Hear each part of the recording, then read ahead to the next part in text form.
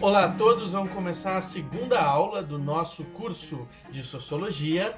Vamos falar sobre a vida em sociedade. Afinal, se o tema é a relação entre indivíduo e sociedade, bom, o indivíduo vive na sociedade e é isso que a gente vai falar na aula de hoje. Então, prepara o seu lanche, prepara o seu suquinho de laranja, roda a vinheta.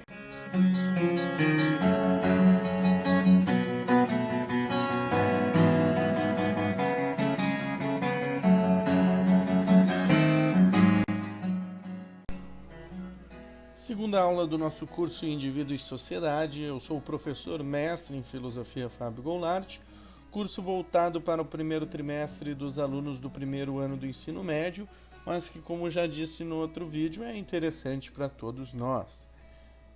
O foco hoje é número 1, a vida em sociedade.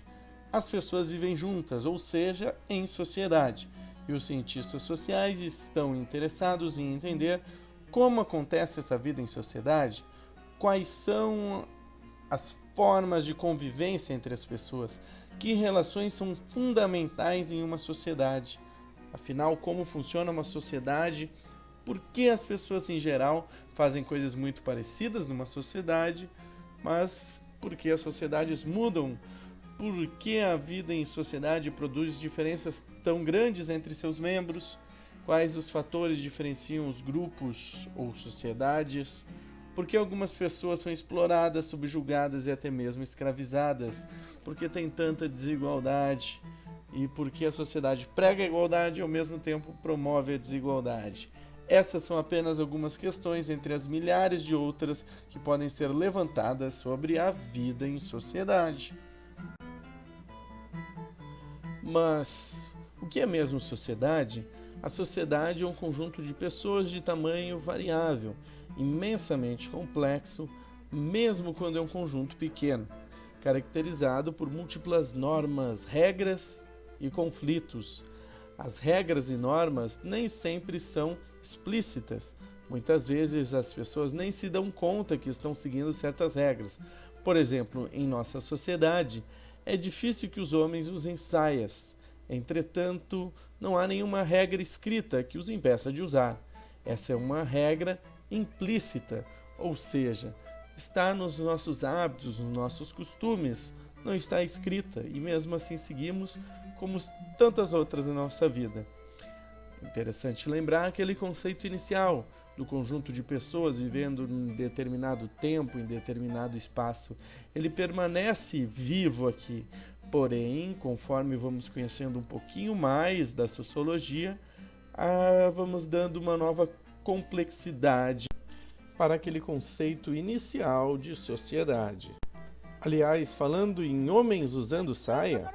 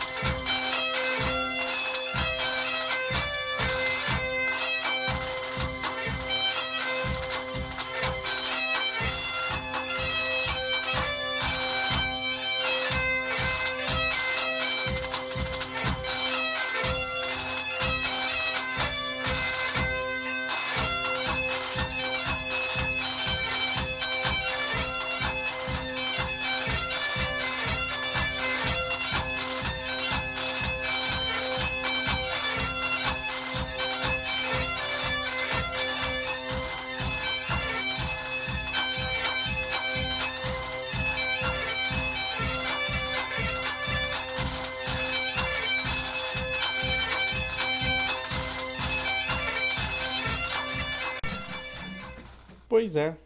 Então a Escócia é um país europeu, super desenvolvido, né? Fica ali no Reino Unido, juntinho com a Inglaterra, e lá existe esse hábito, esse costume, essa tradição do homem usar a saia. No caso, essa saia aí, que é o kilt, que equivale a uma roupa tradicional, como por exemplo uma bombacha. Então só não é algo comum, essa imagem para nós é tão estranha, como também é algo bem visto, é algo que faz parte da tradição daquele país.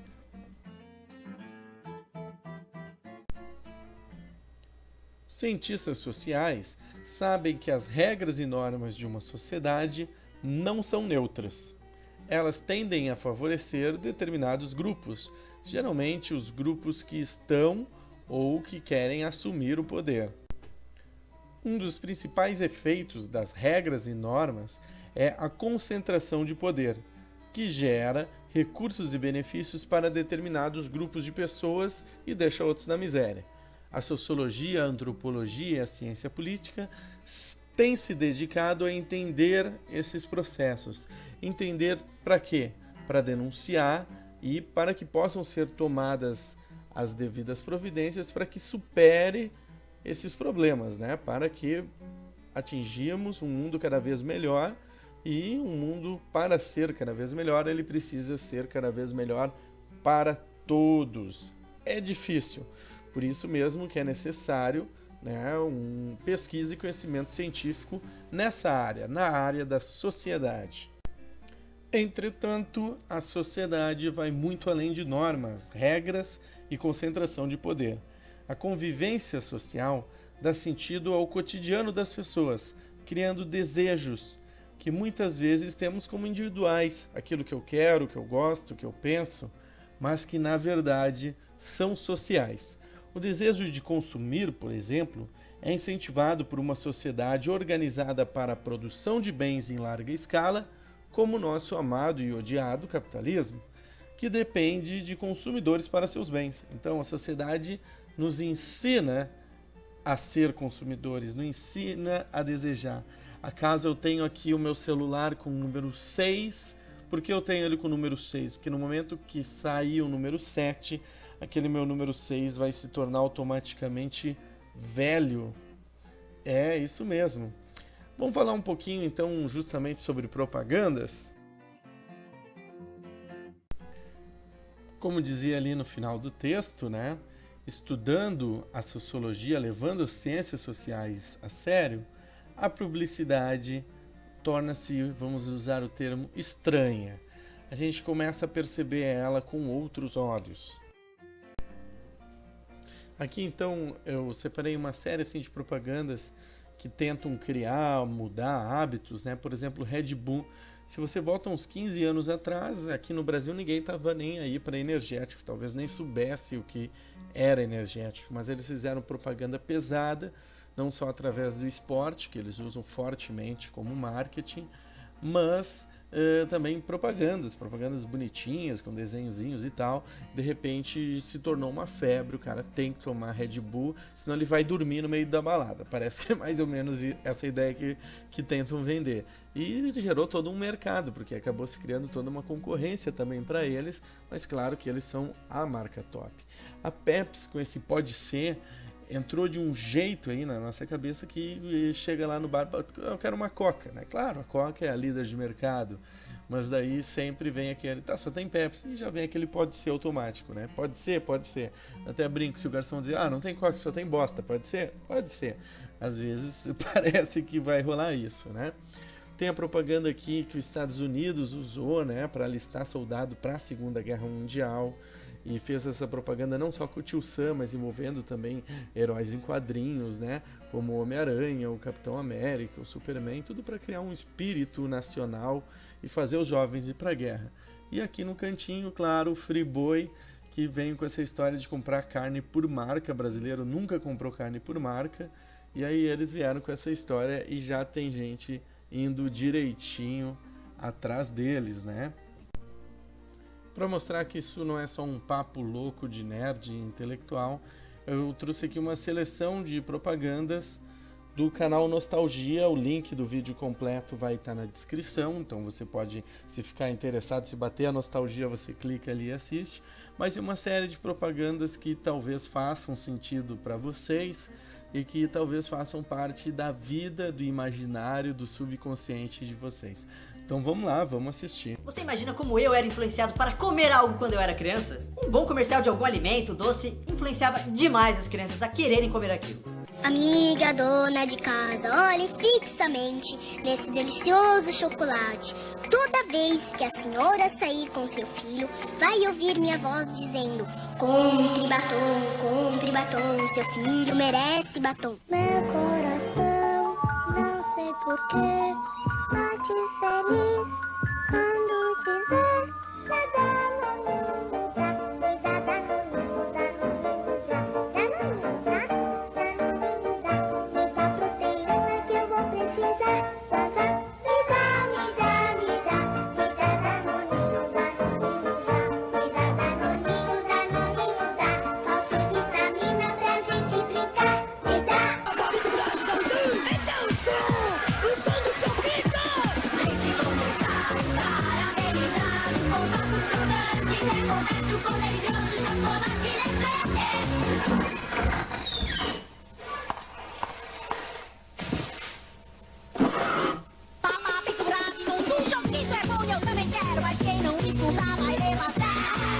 Meu caro, pense bem, por que o Big Mac é o único sanduíche do McDonald's que você sabe todos os ingredientes? 2 hambúrgueres, alface, queijo, molho especial, cebola, picles, no pão com gergelim. E essa famosa propaganda do Big Mac evoluiu com o tempo sem mexer na sua fórmula. 2 hambúrgueres, alface, queijo, molho especial, cebola, picles, no pão com gergelim. 2 hambúrgueres, alface, queijo, molho especial, cebola e picles, no pão com gergelim. E você se lembra daquela versão com vários ritmos musicais? 2 hambúrgueres, alface, queijo, molho especial, cebola, picles, no pão com gergelim. 2 hambúrgueres, alface, Queijo, molho especial, cebola, picles, no pão com gergelim. E eu mesmo já ganhei um Big Mac naquela promoção onde você tinha que cantar a musiquinha. McDonald's, boa tarde, o que o senhor deseja? Eu vou querer 2 hambúrgueres, alface, queijo, molho especial, cebola, picles, no pão com gergelim. Outras propagandas que eram bem legais eram as de bebidas não alcoólicas. A do Todd, por exemplo, ensinava você a contar a verdade. Fala demais, cê toma. Fala mentira, toma. Fala a verdade, toma. Toma Todd. Fala a verdade, toma Todd. E é claro, quem não se lembra do nosso querido rapaz do Bombril? Ninguém sabe o nome dele. A senhora sabia que Bombril é biodegradável? E como Bombril também não agride o seu bolso, continua barato. A senhora pode ter sempre um novinho. Bombril é in. Quando eu uso, eu lembro da minha mãe. Não é meu filho. Mãe? Quem não limpa com Bombril que vá pra fora do Brasil. Adeus. E desculpe alguma coisa. Eu adorava também os coelhinhos da Duracell. Em quem você confia? Em Duracell ou naquelas pilhas comuns de zinco? Uma a uma, as pilhas comuns caem, vítimas da exaustão. E enquanto caem, a Duracell se mantém firme, subindo cada vez mais. Eu fico realmente impressionado com a criatividade dos publicitários brasileiros. E não é à toa que dizem por aí que o Brasil é um dos melhores quando se fala em publicidade. Todas essas propagandas que a gente mostrou marcaram a época. Mas fiquem tranquilos que não estamos carentes de propagandas legais. Tá olhando o quê? Tô com cara de chihuahua? Que isso? Isso aqui é o novo Jet. Por que você nunca falou antes? Tava sem assunto, agora não, nesse carrão. Ô, João, eu vou no bife. Tá macia essa carne, hein? Tá, sim, senhora. Nota 2, João. 3. Pera aí, vocês não vão perguntar se a carne é friboi? Puxa, é mesmo. É friboi, João? Eu vou conferir. É isso aí, não pode ter vergonha de perguntar mesmo no restaurante se a carne é friboi, porque ela é feita com muito cuidado e com alto padrão de higiene. Claro. Tá aqui, ó. É friboi sim. Ah, olha o selo aí. Vai lá preparar, João. Vou comer com vocês hoje. Pônei maldito, venha com a gente atolar. Odeio barro, odeio lama. Que nojinho, não vou sair do lugar. Te quero. Quer beijar a piriguete, mas passou na lanchonete. Chavecou a garçonete e mandou um vinagrete. Mas não tem nenhum chiclete, faz o quê? Usa Oral B Complete. Please, look to me, not just that. Please. Head and shoulder, head and shoulder, head and shoulder, head and shoulder. Head and shoulders. Finish the cotterês in the head. But, peraí, eu não preciso. Ha! You are a caricature. You don't have casp. Voltamos e é importante salientar que um dos objetivos da ciência social é justamente desenvolver o pensamento crítico sobre tudo que pode envolver a nossa sociedade, como a música que a gente viu na aula passada, como as propagandas que a gente viu agora. Quando olhamos para a sociedade e fazemos determinados questionamentos, encontramos respostas que revelam aspectos que a princípio não eram evidentes. Podemos chamar essas descobertas de pensamento crítico, ou seja, a capacidade de desvendar mecanismos que, embora operem de formas naturais, nada detém de naturais. Como a gente vai ver em próximos cursos, né? São comportamentos naturalizados e outros que são naturais, mas que foram estranhados. Sim, a gente vai ver tudo isso aí. Você pode achar que seu desejo de comprar aquele tênis especial é natural, que esse desejo não precisa explicação, mas as perguntas que faz um cientista social destabilizam essa sensação. Porque uma pessoa deseja alguma coisa? Por que tantas pessoas desejam certas coisas? Na verdade, se cria um fetiche sobre alguns produtos, sobre algumas marcas, como se dali tivesse uma certa qualidade que nenhum outro tem, uma certa magia, uma certa...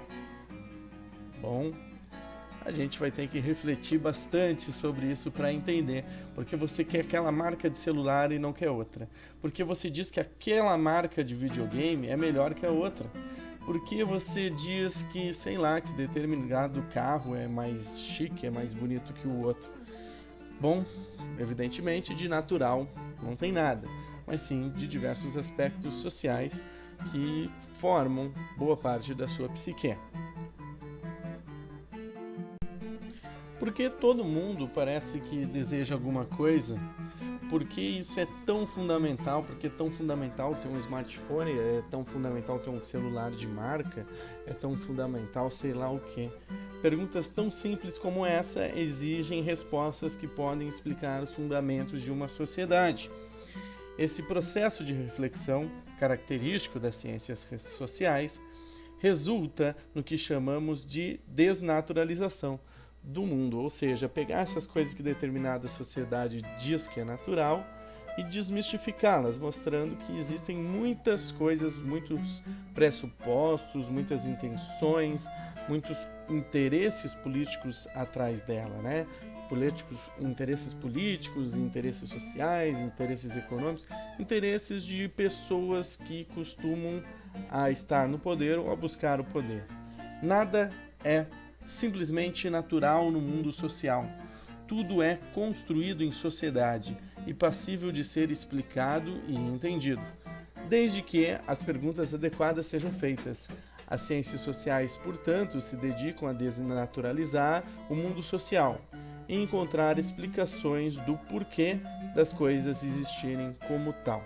Assim como a filosofia serve para não aceitarmos o mundo como ele é, sem questionar, as ciências sociais elas vão justamente dar um passo além e fazer a investigação seguindo métodos científicos e confiáveis.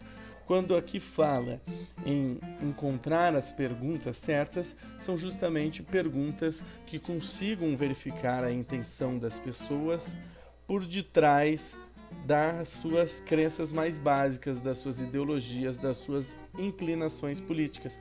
Não é difícil, mas vamos tentar ver ao longo destes cursos de sociologia que apresentaremos aqui. Então aqui uma tirinha do Maurício de Souza, saudoso da Turma da Mônica, né? Para nos fazer refletir. Então tem aqui a moça ali, casou-se, daí a mão dela lavando a roupa, fazendo a comida, lavando a louça. Agora entendo por que pedem a nossa mão em casamento. O que a gente pode pensar aqui? Essa questão dos valores da família tradicional, da posição da mulher na sociedade, né?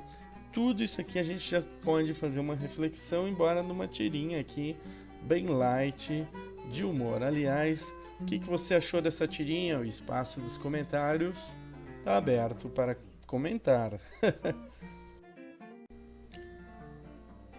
Muito mais do que um conjunto de normas e regras, a sociedade é também um espaço de conflitos, tensões e desavenças. Grupos em busca de privilégios, grupos que lutam contra a opressão, disputas religiosas, tudo isso faz parte da sociedade. De um lado, massacres, discriminações sistemáticas, falta de liberdade, pobreza extrema, escravidão. Mas mesmo em toda essa desgraça social, mesmo no meio de toda essa opressão, sempre tem do outro lado o talento de um músico, a destreza de um esportista, a genialidade do pintor, a sensibilidade de um poeta, a imaginação de um cientista, entre tantas outras manifestações do espírito humano. Essa incrível variedade de experiência humana em sociedade é alvo da atenção dos cientistas sociais, ou seja, ao mesmo tempo que o indivíduo é massacrado pelo peso da sociedade, parece que volta e meia sempre há um espaço para que o indivíduo aflore com aquilo de mais magnífico que ele possui, que são as suas características de ser único, de ser insubstituível, né? E assim poder fazer a diferença através de um talento que pode ser na música, na filosofia, na ciência, naquele que você ainda vai descobrir o seu, eu tenho certeza, mas primeiro é necessário acreditar em si mesmo e estudar bastante para tentar compreender os processos sociais.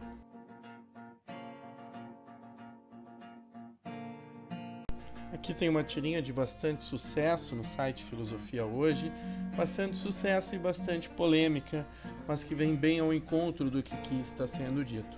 A sociedade, ela tenta determinar um padrão, por exemplo, o padrão de mulher, aqui seria o caso.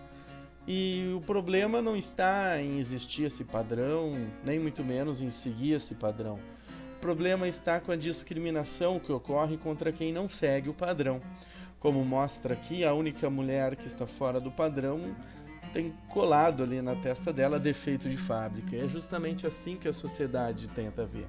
Quando alguém não segue o padrão que diz como a mulher deve ser, é considerado como defeito. Como o homem deve ser, defeito. Como não sei o que deve ser, defeito. E é aí que começa a surgir o preconceito e uma série de coisas que, na verdade, em vez de fazer uma sociedade evoluir, apenas a corrompem, né? Então, essa charge nos gera diversas reflexões, mas a que eu quero propor para vocês é o seguinte: vocês acham que todas essas moças seguindo o padrão, será que elas vão conseguir fazer a diferença na sociedade? Será que elas vão conseguir trazer algo realmente novo? Será que elas vão conseguir fazer a sociedade realmente evoluir? Pode ser que sim, mas provavelmente não.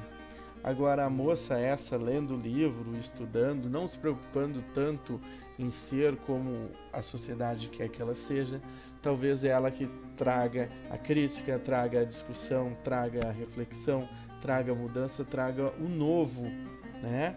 E assim possa fazer aquela sociedade um lugar melhor.